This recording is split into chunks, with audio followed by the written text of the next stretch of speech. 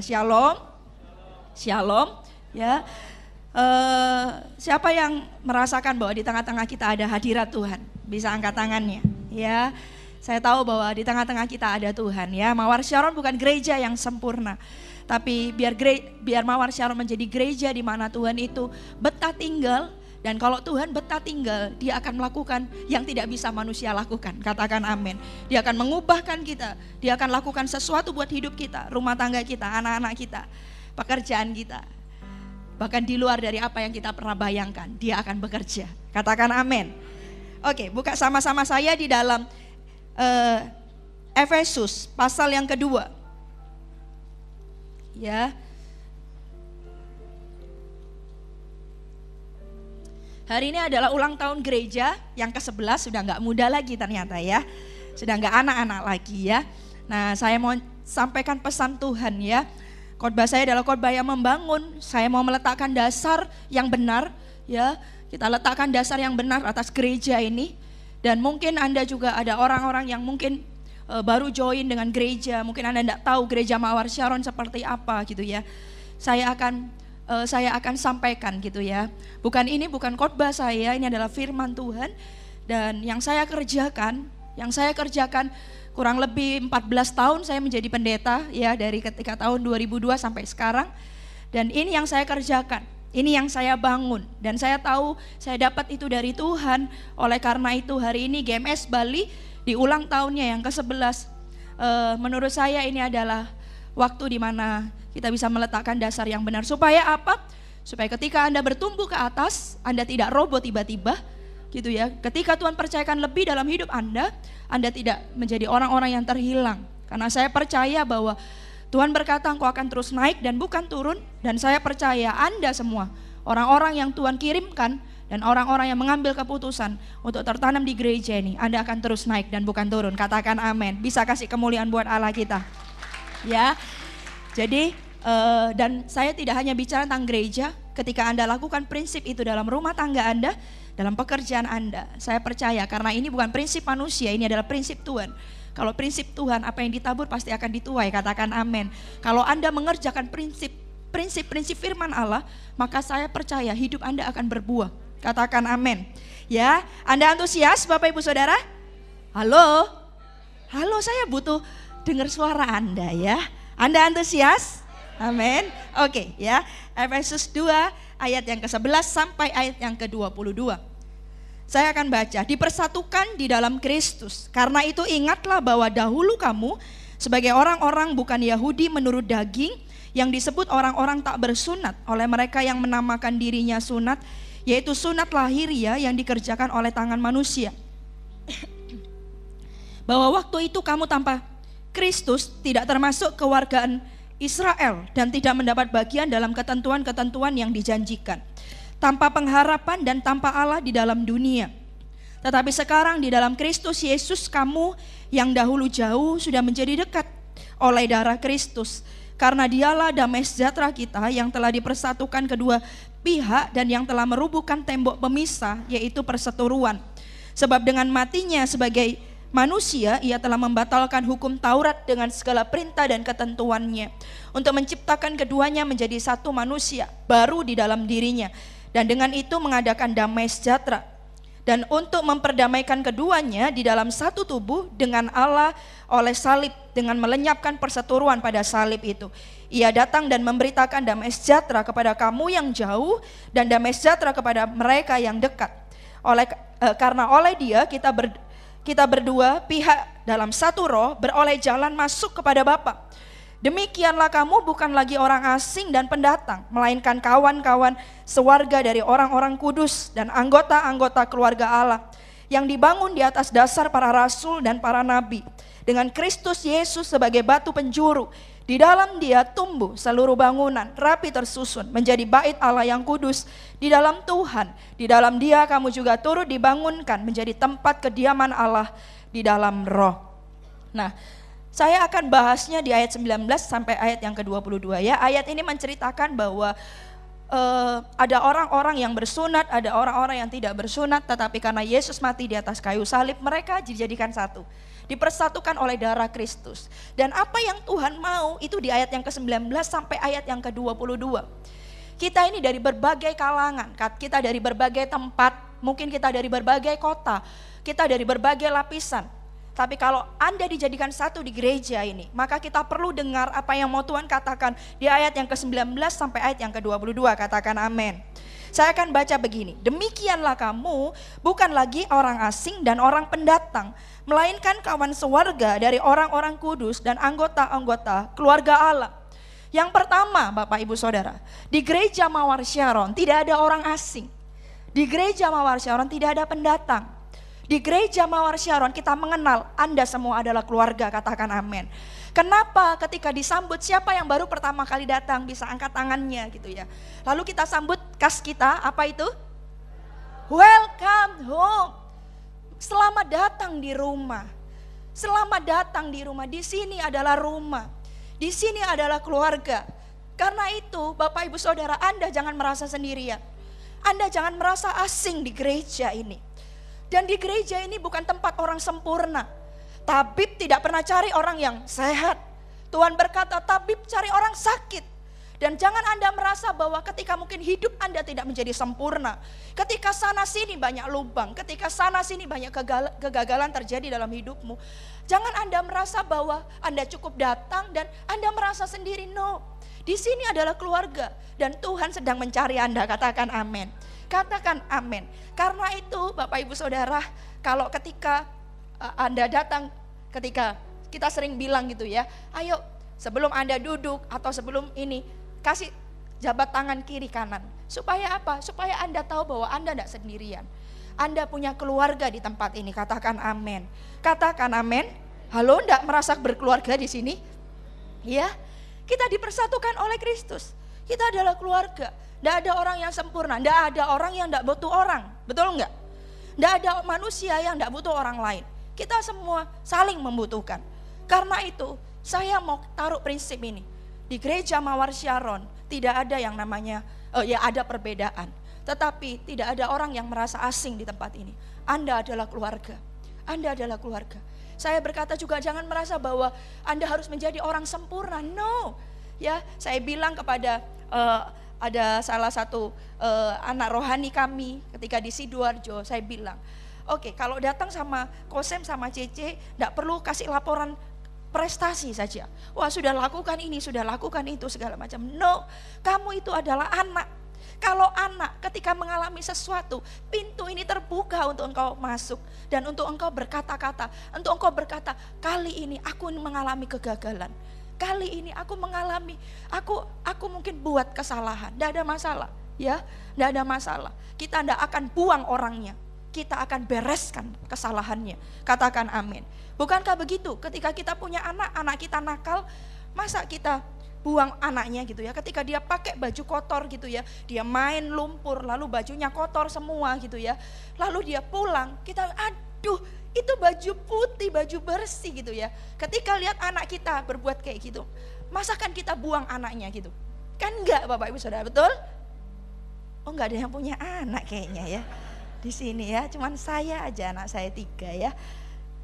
Enggak, yang kita buang adalah kita buka bajunya, yang kita buang adalah ini adalah kotorannya, nodanya. Tapi anaknya enggak, kita tetap adalah anak kita. Demikian juga ini, di sini. Saudara, di tempat ini kita adalah keluarga. Ada orang yang saling menguatkan satu dengan yang lain. We are one family, katakan amin. Kita adalah satu keluarga. Ayo bertumbuhlah sama-sama di dalam Tuhan di tempat ini. Bertumbuhlah sama-sama. Karena di tempat ini kita diajar, kita dimuridkan. Coba kita lihat di ayat berikutnya. Dikatakan begini.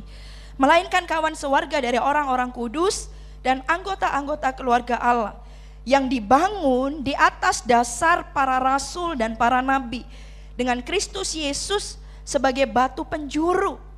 Yang dibangun di atas dasar para rasul dan para nabi dengan Kristus Yesus sebagai batu penjuru.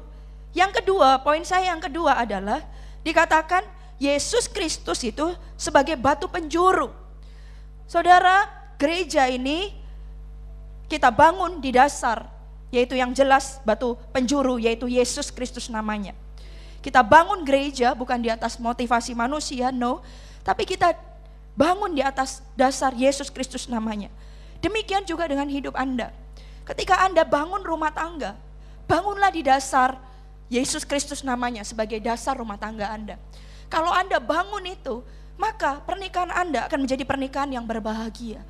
Tidak ada saling menuntut satu dengan yang lain, tetapi yang ada adalah saling menerima satu dengan yang lain. Yang ada adalah saling memberi, bukan meminta, tapi yang ada adalah saling memberi. Demikian juga gereja. Gereja ini dibangun dengan dasar yaitu takut akan Tuhan. Yesus Kristus sebagai penjuru. Saya berdoa dalam nama Tuhan Yesus gitu ya.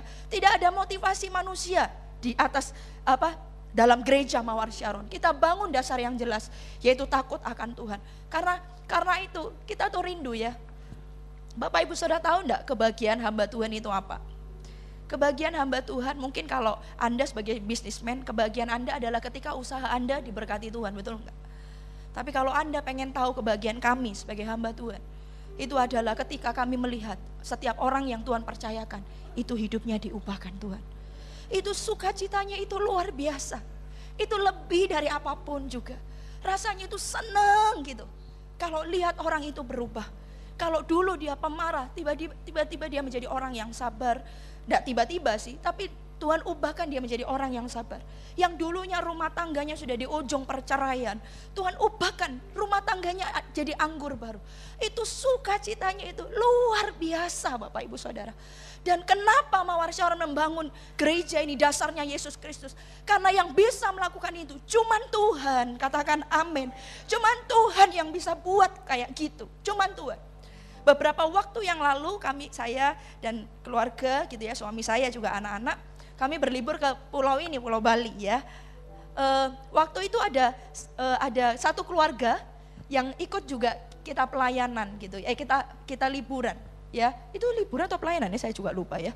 Nah, oh iya pelayanan sekalian liburan ya, karena waktu itu juga libur kalau nggak salah ya. Nah, dia ikut bersama dengan kami. Nah, kita tuh kenal jemaat ini. Jemaat ini sudah 3 kali datang ya, bangkrut gitu ya, bangkrut sampai benar-benar dia tuh, saya ingat waktu itu datang ke sekretariat, waktu itu masih kami Gembala Jember ya, mereka adalah jemaat Jember, datang gitu dan bisa enggak kita ngobrol gitu, iya. Ketika ngobrol itu dia tuh nangis, bapak-bapak ya, saya enggak pernah lihat bapak ini nangis, karena orang ini kerasnya luar biasa. Dulu ketika kami oikos, ketika kami follow up, yang kena dulu itu yang datang ke gereja istrinya dulu. Istrinya kita, suami saya ini keras gitu. Suatu ketika kita datang untuk maksudnya itu memfollow up istrinya, ketemu dengan suaminya. Wah benar memang keras gitu ya. Tapi saya percaya tidak ada batu yang tidak bisa dipecahkan, katakan amin. Kasih Tuhan itu sanggup melakukan segala sesuatunya, katakan amin. Nah ketika itu akhirnya dia ikut ke gereja. Nah ketika ikut ke gereja dia itu keras, kata-katanya kasar, kalau ngomong sama orang itu kasar, melukai terus gitu ya, perawakannya itu memang sudah begitu.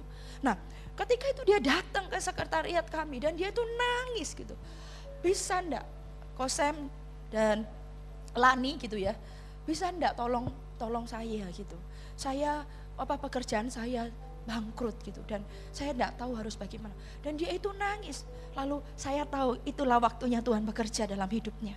Bapak Ibu Saudara, terkadang Tuhan itu mau jewer kita, sudah ngomong halus kita nggak dengar. Dia sudah lakukan ini melalui mungkin orang lain, dia melakukan melalui pasangan kita, Tuhan mungkin berbicara atau segala macam, kita ini nggak dengar, sehingga terjadi sesuatu dalam hidup kita, baru kita itu sadar. Sebenarnya bukan Tuhan itu jahat sama hidup kita, bukan. Karena Tuhan itu saking sayangnya kepada kita. Tuhan tuh pengen kita tuh berbalik kepadanya.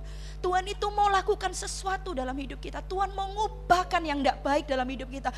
Diubahkan supaya apa? Supaya jadi seperti dia. Dan kalau kita diubahkan sama Tuhan, kita akan masuk di dalam rencananya yang indah. Katakan amin saudara. Katakan amin. Nah dia itu nangis. Dan saya tahu inilah waktunya Tuhan itu bekerja. Terkadang dari hal yang tidak mengenakan, yaitu apa? Peristiwa yang mungkin yaitu ya, yang menjadi kebanggaannya adalah pekerjaannya mengalami sesuatu. Dia nangis, lalu kita bilang, Pak mau enggak kita bimbing? Saya bersedia. Wah kita ngomong banyak, kita doakan gitu ya. Nanti dia datang gitu ya sama istrinya, dia bilang gini, saya bertengkar. Wah dia tuh Tidak pernah satu hari tidak bertengkar dengan istrinya. Selalu bertengkar, dan kalau bertengkar itu dia bisa betah tidak bicara sama istrinya berbulan-bulan. Satu rumah tapi tidak bicara berbulan-bulan, bisa. Lalu kita konselingi kita ini. Nah kemarin ketika ikut pelayanan, dan waktu itu kita liburan sama-sama, hampir ya kurang lebih 2 atau 3 hari ya, saya lupa. Nah kami ini enggak bawa kendaraan, dia dari kota Jember dia bawa mobilnya bersama dengan istri dan anaknya. Lalu kami ikut mobil itu, jadi kemana-mana sama, jadi hampir sepanjang hari bersama dengan suami istri ini dan anaknya, kecuali kalau pas tidur di hotel masing-masing gitu aja. Jadi saya tuh bisa lihat kesehariannya, bangun tidur, breakfast di hotel, setelah itu kita berangkat gitu ya, kita jalan kemana. Saya lihat ketika di mobil, ketika jalan, semuanya. Saya lihat ketika pulang selesai, kita pulang ke kota masing-masing, dia ke Jember, saya pulang ke Sidoarjo. Saya bilang sama suami saya, ada yang berubah sama orang itu. Ya, kita juga merasakan. Nggak ada lagi kata-kata kasar, nggak ada lagi kata-kata keras. Padahal kan ya namanya orang liburan kadang ya capek ya, anaknya rewel segala macam. Tapi dia nggak pernah, wah kalau dulu itu maki-maki di depan kita, dia maki-maki. Bapak Ibu Saudara, dia ngomong kasar, itu nggak ada sama sekali. Begitu hatinya, saya membayangkan ini seperti Musa diubahkan Tuhan menjadi hati orang yang hatinya lemah lembut. Tuhan berkata tidak ada orang di muka bumi ini seperti Musa, kata Tuhan. Wow, saya bilang orang ini berubah. Saudara, itu sukacitanya itu luar biasa. Waktu itu Pak San bilang, hei si A, kamu tuh berubah loh, kamu sadar enggak? Saya enggak sadar itu, tapi saya tahu itu karena Tuhan, karena Kosem sebagai pemimpin juga, sama Celani juga. Thank you. Hidupnya berubah. Itu saya senang saudara. Pekerjaannya dia bangkrut 3 kali itu karena dia salah manajemen. Ya, dia salah. Orang bekerja sendiri itu satu sebenarnya yang harus dia punya, yaitu penguasaan diri. Betul enggak? Kalau kerja sendiri itu satu yang harus dipunya, penguasaan diri. Kalau enggak punya penguasaan diri, waduh, jangan-jangan ketika tiba-tiba, loh ternyata dia berpikir, wah ini kelihatannya untungnya banyak, beli ini beli itu, ternyata nggak bisa muter saudara ya, nggak ada penguasaan diri. Tapi ketika dimentorin, diajarin, hari ini omsetnya itu lebih banyak setiap bulan. Dan yang luar biasa, dia itu anaknya yang pertama itu umur 13 tahun, dia tuh pengen kalau lihat anak saya itu, aduh kapan gitu ya punya anak. Nggak mungkin gitu loh punya anak lagi. Beberapa bulan yang lalu istrinya positif hamil, itu umur 40 sekian istrinya, bisa kasih kemuliaan buat Tuhan. Wah, sukacitanya itu luar biasa. Seneng saudara ketika lihat orang itu berubah. Saudara, kenapa? Saya selalu berkata, kami bukan orang sempurna, saya juga terdiri dari darah dan daging. Ada mungkin kita buat kesalahan, tapi saya bersyukur saya cuman gini, Tuhan, aku cuman satu saja, saya cuman punya kunci itu satu, yaitu mendekat kepada Tuhan, melekat kepadanya. Karena itu setiap hamba Tuhan di tempat ini full timer melekat kepada Tuhan, pemimpin yang ada melekat kepada Tuhan. Kenapa? Karena kita bangun gereja, kita bukan bangun perusahaan, kita bangun rumah Tuhan, dan dasarnya jelas, yaitu takut akan Tuhan, yaitu Yesus Kristus sendiri.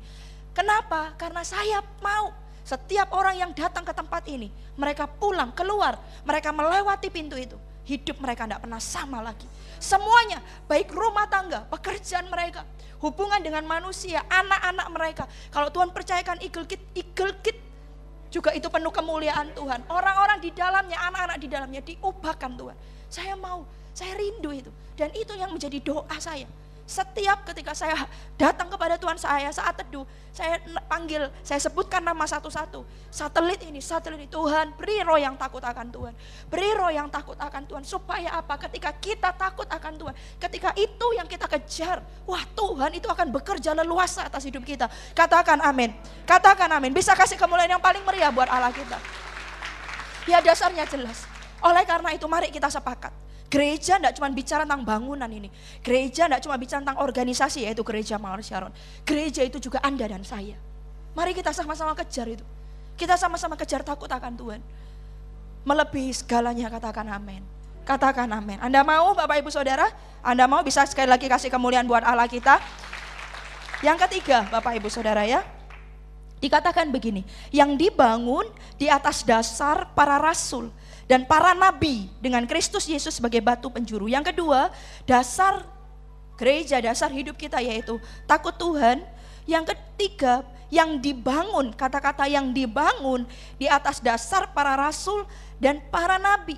Dibangun, Bapak Ibu Saudara, dibangun. Berarti ada sesuatu yang terjadi, dibangun. Dibangun di atas para rasul dan para nabi. Nanti ibadah kedua saya akan jelaskan tentang para rasul, para nabi dan batu di atasnya yang rapi tersusun. Itu nanti saya akan jelaskan ya. Hari ini saya ngomong tentang gereja dulu.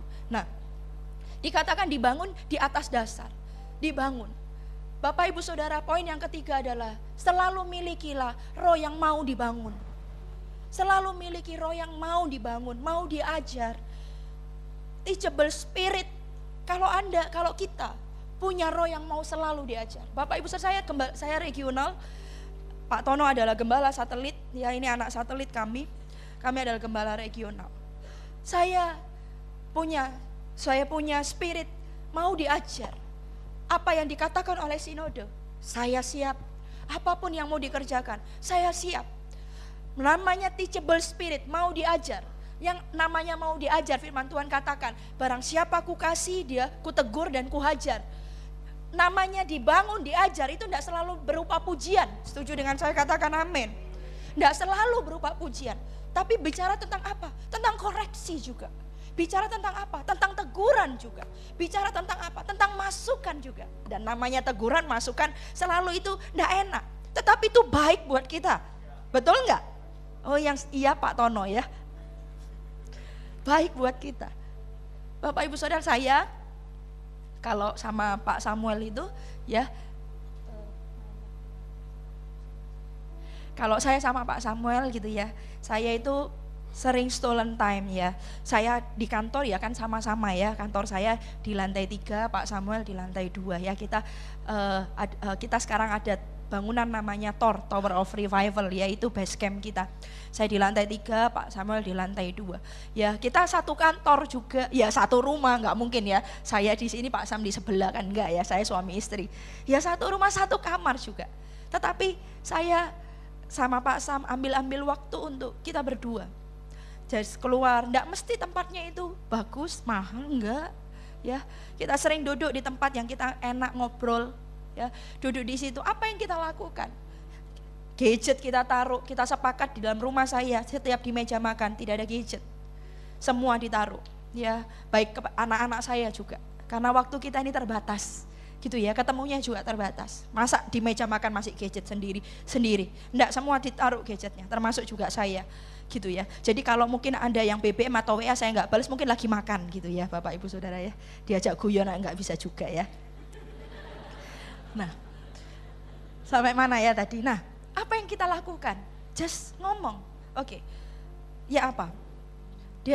Saya cerita, kok aku gak suka kalau misalnya kamu bicara kayak gini. Aku menurutku gak gitu ya. Aku mau kayak gini, dari urusan anak, dari urusan pelayanan, urusan kita memuridkan anak rohani, anak jasmani, itu beda-beda. Urusan pendidikan, lesnya anak, gitu ya.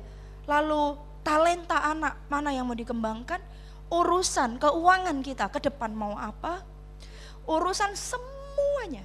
Dan yang terakhir, just you and me. Aku suka kalau kamu kayak gini. Aku suka. Loh, dan saya terus terang, sebagai wanita kadang, wanita itu kan yang laki harus tahu lah, enggak perlu dikasih tahu. Loh, kalau yang laki itu nabi bisa tahu. Tapi masalahnya pria, suami kita kan enggak selamanya dia punya karunia kenabian. Kita perlu ceritakan. Saya ceritakan semuanya. Aku mau gini. Demikian juga dia. Oke. Lalu kita saling bilang, menurutmu apa sih aku hari ini sampai hari ini kurang dan kamu pengen aku lakukan? Dia cerita, aku enggak minta apa-apa, aku cuma minta kamu kayak begini. Oke, saya akan kerjakan. Demikian juga saya mau kamu gini. Ada koreksi, ada teguran, kadang enggak kok aku enggak kayak gitu. Enggak, kita belajar untuk kalau ada yang bicara kita enggak ngomong gitu. Kenapa? Karena teguran itu baik buat kita. Masukan itu baik buat kita. Nah, karena itu kita kan cenderungnya gitu. Enggak kok, aku enggak gitu. Masa sih? Loh, kalau sudah gitu enggak akan bicara dia. Betul enggak? Kalau saya lakukan itu dia enggak akan bicara. Demikian Anda, ketika Anda lakukan itu, hidup ini perlu dikoreksi. Supaya apa? Supaya kita jadi lebih baik. Setuju dengan saya, katakan amin. Come on Bapak Ibu Saudara, yang setuju gitu bilang amin gitu ya. Amin. Iya, kita perlu dikoreksi dong. Kita perlu. Supaya apa? Supaya kita jadi lebih baik. Kita jadi istri jadi lebih baik, kita jadi pemimpin jadi lebih baik. Lalu kita menjadi personal, kita jadi pribadi yang karakter kita juga lebih baik. Katakan amin. Katakan amin. Saya terkadang, saya gak selalu lakukan itu. Saya lebih banyak kepada pemimpin. Kemarin kita KKR di Kediri, saya senang gitu ya. Kenapa? Karena semua ngumpul di situ kecuali yang dari Lombok ya. Kita enggak suruh dia join karena masih ada target yang harus diselesaikan ya. Kita juga mau KKR di sana biar fokus. Saya senang. Kenapa? Semua anak-anak itu kumpul. Betul enggak? Orang tua senang enggak? Kalau anak-anaknya itu kumpul semua.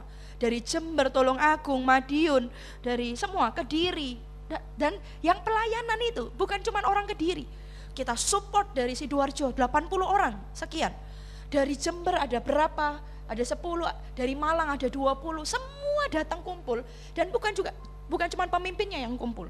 Semua jemaatnya, volunteernya juga ikut. Dan kita semua melayani Tuhan. Targetnya 1.500 jadi 1.800, yang datang 1.885. Wah, Tuhan kasih bonusnya ya. Karena itu nanti tanggal 21 Agustus ini kita ada KKR Lombok.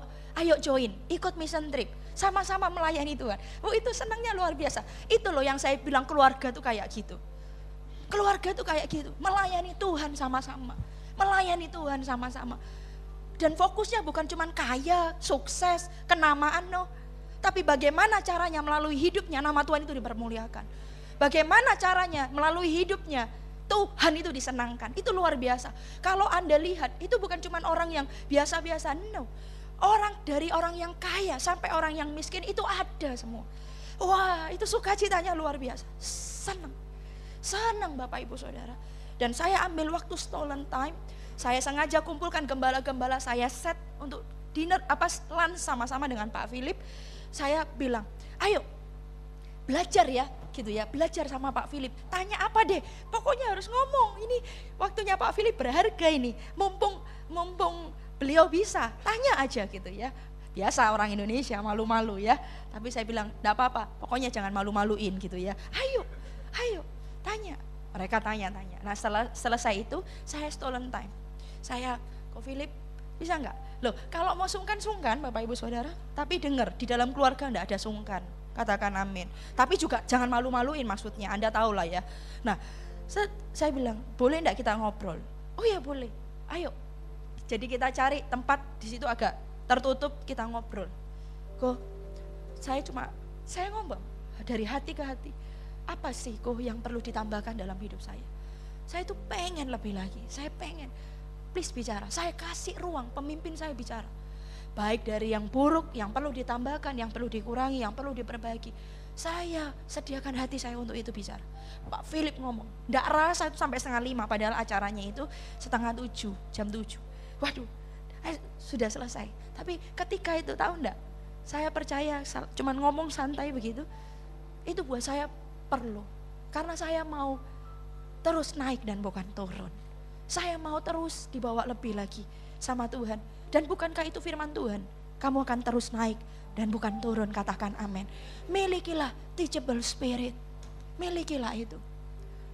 Kalau Anda punya itu, rumah tangga Anda akan bahagia. Anda akan menjadi pribadi yang berbeda. Dan Anda akan dibawa dari kemuliaan satu kepada kemuliaan yang lebih besar. Katakan amin. Anda siap? Anda mau? Siapkan hatimu. Bukan siapkan yang lain, siapkan hatimu. Punyailah. Bapak Ibu Saudara, Pak Tono ini gembala Anda, punya teachable spirit, jarang muji ya. Nggak sering kok saya muji ya. Dan Ibu Hani ini punya teachable spirit. Spirit yang mau belajar. Anda adalah satelit ke-8, satelit ke-9 adalah GMS Lombok. Ketika Tuhan percayakan satelit Bali ini dalam kami, itu jumlahnya 666. Rata-rata kehadirannya itu 6666. Hari ini Tuhan sudah percayakan Sudah kemarin 1054 ya, tapi kemarin sudah, coba saya kasih kemuliaan dulu buat Tuhan ya. Ya masih ke situ. Kalau sudah 1000 lebih selama 3 bulan berarti Anda sudah mencapai angka 1000. Sekarang 900 lebih, pokoknya selalu di atas 950. Anda punya teachable. Kami mengajar hari ini, saya mengutus Pak David ya. Pak David itu adalah asisten saya bagian manajemen dan departemental ya. Pak David sudah bersama kami melayani itu sudah 8 tahun sekian ya. Saya sudah ajarkan prinsip nilai semuanya. Bagaimana menjadi ibadah yang hidup, bagaimana departemental harus seperti ini, bagaimana ini harus seperti ini, semua saya sudah ajarkan. Ya, saya tidak punya waktu untuk mengajarkannya sendiri. Karena itu saya utus Pak David untuk datang ke sini. Ya, beliau sampai hari Rabu nanti. Untuk apa? Bangun sesuatu di tempat ini. Saya sudah beritahu, bangun manajemennya, bangun departementalnya. Beberapa waktu yang lalu saya utus saudara Anton ya. Saudara, kalau Anda tahu ya, kalau saudara berarti masih available ya, masih belum menikah. Untuk apa? Bangun praise and worship, bangun. Karena saya mau praise and worship-nya berbeda. Mereka, Pak Alung itu juga punya teachable spirit. Dia mau diajar, dia mau dikoreksi, dia mau yang bengkok itu diluruskan, dia mau yang mungkin itu lembah itu diratakan. Loh itu enggak, saya tahu enggak mudah, saya tahu enggak segampang itu. Tapi kalau kita punya hati kayak gitu, tahu enggak, itu seperti per, saudara. Seperti per. Tahu enggak kalau per itu ditarik, nah ketika ditarik sakit enggak? Kalau per itu bisa bicara, aduh gitu ya, sakit, enggak enak kalau dia bisa bicara. Tapi untuk apa? Per itu ditarik, untuk dia bisa melesat lebih kencang lagi, katakan amin. Demikianlah ini. Gereja Mawar Sharon Bali, enggak apa-apa ya, namanya keluarga saya ceritakan. Selama 6 bulan ini, ke depan ini, saya cuma itu yang saya lakukan. Saya cuma seperti per, saya tarik mereka. Saya tarik supaya apa? Ini enggak enak ini. Semuanya mungkin sudah terbiasa, budaya-budaya sudah terbiasa. Tapi yang saya tahu ini harus dirubah, saya rubah, tarik itu. Enggak enak, sakit. Tapi lihat buktinya. Apakah Anda KKR? Enggak. Jumlah Anda bisa 1000. Bukan berarti gini, oh Mawar Sharon cuma cari angka, tidak. Menurut saya kalau motivasinya cuma itu terlalu dangkal. Jadi hamba Tuhan kalau cuma kita mau gereja kita jumlahnya banyak, no, terlalu dangkal. Saya mau gereja Anda 1000 lebih. Kita bertumbuh secara angka, bukan supaya gereja ini hebat, supaya gereja ini banyak jemaatnya, bukan. Kalau semakin banyak orang dimenangkan, berarti semakin banyak orang menjadi murid Kristus. Dan kalau semakin banyak orang menjadi murid Kristus, semakin cepat pulau ini akan dimenangkan bagi Tuhan. Bisa kasih kemuliaan buat Allah kita. Ya, untuk itu, karena itu, coba kalau Anda sadar, Anda di sini diperlengkapi. Saya selalu bilang ya, Pak Tono, jangan undang saya ini sering-sering ya. Khotbah saya ini enggak favorit. Khotbah saya ini membangun. Khotbah saya ini membangun. Saya bukan memberkati. Mungkin khotbah ini Anda tidak pernah dengar yang kayak gini. Tapi ini baik buat Anda. Supaya Anda tahu apa sebenarnya yang Tuhan mau Tuhan kerjakan dalam hidupmu. Anda adalah tentara. Anda adalah umat Tuhan. Tuhan tidak mau Anda itu jadi pengikut. Tuhan tuh mau Anda itu jadi murid. Dan kalau jadi murid melakukan pekerjaan-pekerjaan bahkan yang lebih besar dari apa yang Tuhan kerjakan di muka bumi ini. Katakan amin. Katakan amin. Iya, Tuhan mau lakukan itu dalam hidup Anda. Tuhan mau lakukan itu karena itu punyalah teachable spirit. Hati yang mau diajar, hati yang mau dibentuk. Yang sepakat dengan saya katakan amin. Ya supaya apa? Supaya kita lebih lagi. Supaya kita lebih lagi. Saya bilang sama Pak Tono, sabar. Pak Tono mau ngada ini. Sabar Pak, sabar. Kenapa? Karena kita mau ini dulu, kita mau stretching dulu. Kita mau perlebar kapasitas dulu. Kita mau betulin wadahnya dulu. Kalau kita sudah betulin wadahnya, saudara, jadi 2000 itu gampang Bapak Ibu Saudara, katakan amin. Hari ini Tuhan percayakan di Sidoarjo 2100. Ya, punya banyak anak itu ternyata juga repot juga. Yang setuju dengan saya? Ya. Saya punya anak 9, kapal induknya Sidoarjo 1. Dari bulan Oktober sampai bulan Juni kita enggak sentuh sama sekali Sidoarjo. Enggak. Ya cuman ketemu gitu. Nggak sentuh sama sekali. Tapi saya puji Tuhan, saya kemarin ketemu dengan seluruh leader, seluruh anggota CG, kita bilang, Anda ini sudah dewasa semua. Sekalipun kita ini enggak, bahkan hampir enggak di tempat Bapak Ibu Saudara. Hampir enggak di tempat. Selama sebulan, kalau Pak Tono ada di tempat terus. Kita sebulan hampir enggak di tempat. Tapi jemaat itu, kehadiran juga enggak turun. Mereka tetap antusias. Pemimpin-pemimpin itu, kalau ada yang konseling, pemimpin-pemimpin yang konselingi. Dan saya bilang, wah Anda ini semua dewasa. Saya tahu kenapa Tuhan kirimkan saya di kota Sidoarjo. Karena Anda punya kapasitas luar biasa. Anda siap untuk kita bangun Lombok sebentar lagi, siap gitu ya. Bentar lagi Banyuwangi dan Kupang, I'm ready. Kita siap. Nanti ada beberapa orang pemimpin-pemimpin yang ada di kami, pemimpin asyirnya, pemimpin ini. Kita akan datang ke sana. Makanya saya rindu Anda ikut gitu ya. Supaya apa? Ketika di sana jangan jadi penonton. No, enggak ada penonton dalam kerajaan surga. Katakan amin. Semua kita adalah pemain. Penonton terlalu banyak komentar. Tapi kalau pemain, dia mengalami keringetan. Waduh, kalau menang siapa yang seneng?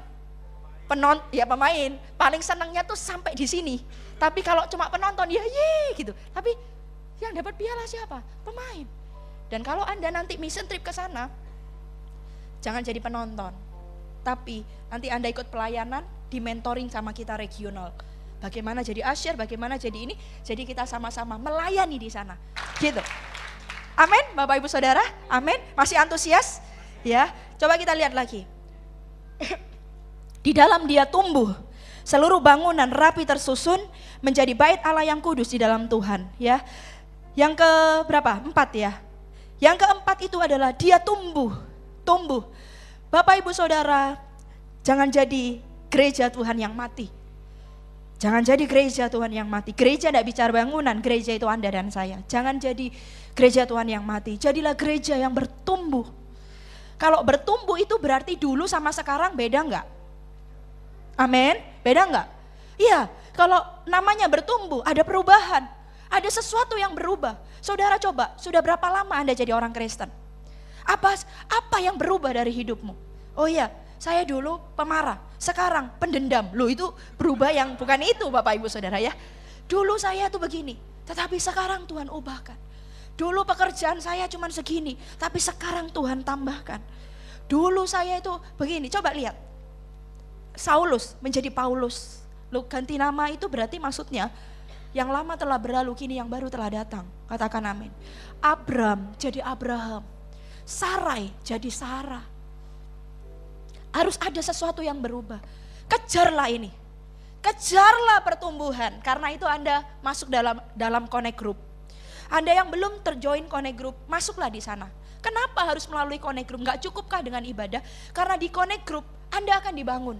Di connect group Anda akan diperlengkapi. Dan bukan cuma itu, mungkin Anda juga ditajamkan satu dengan yang lain. Kadang itu perlu. Kenapa? Daud dia punya pemimpin, Saul orang yang jahat sama dia. Tapi dia tidak kemana-mana, dia tidak lari. Dia tetap di sana, ternyata Tuhan melatih dia sesuatu. Selesai dia lulus, dia punya triwira Daud. Orang-orang yang hebat. Daud, dia punya triwira, 1 mengalahkan 1000. 1 sampai tangannya itu, pedangnya melekat di tangannya, mengalahkan ribuan. Saudara, segala sesuatu yang terjadi di hidupnya, Tuhan itu pasti punya rencana. Katakan amin. Masuklah dalam connect group, kejarlah pertumbuhan. Karena pertumbuhan itu perlu. Ya saya tidak akan jelaskan banyak tentang pertumbuhan karena saya akan jelaskan di ibadah yang kedua. Tapi ini satu, kejarlah pertumbuhan. Jangan menjadi Kristen yang seperti dulu. Tapi Kristen yang sekarang dan ke depan menjadi seperti Kristus. Katakan amin. Katakan amin.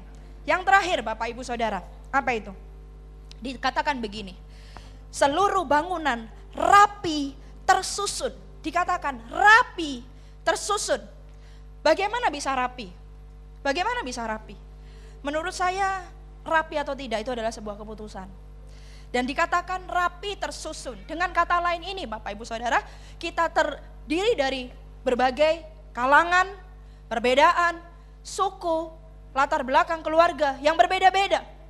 Tapi saya mau katakan, di tempat ini tidak ada yang namanya kaya, tidak ada yang namanya miskin. Semua kita sama di hadapan Tuhan. Semua kita sama, tidak ada dari golongan ini, tidak ada dari golongan itu. Dengar saya baik-baik. Saya tidak sedang membangun gereja suku, tidak. Saya tidak sedang membedakan yang kaya, yang miskin, enggak. Semua kita satu, kita rapi tersusun. Kita rapi tersusun. Bapak Ibu Saudara, kalau membedakan orang, tidak akan pernah terjadi kebangunan rohani. Tidak pernah. Saya berkata, saya mau kebangunan rohani. Aku cinta Tuhan, tapi saya membedakan kaya dan miskin, enggak. Bapak Ibu Saudara, ketika jadi hamba Tuhan, saya bilang sama mama saya, Ma, Lani mau jadi hamba Tuhan. Mama saya shock dan sedih. Waduh, ini nanti makan apa anakku ya?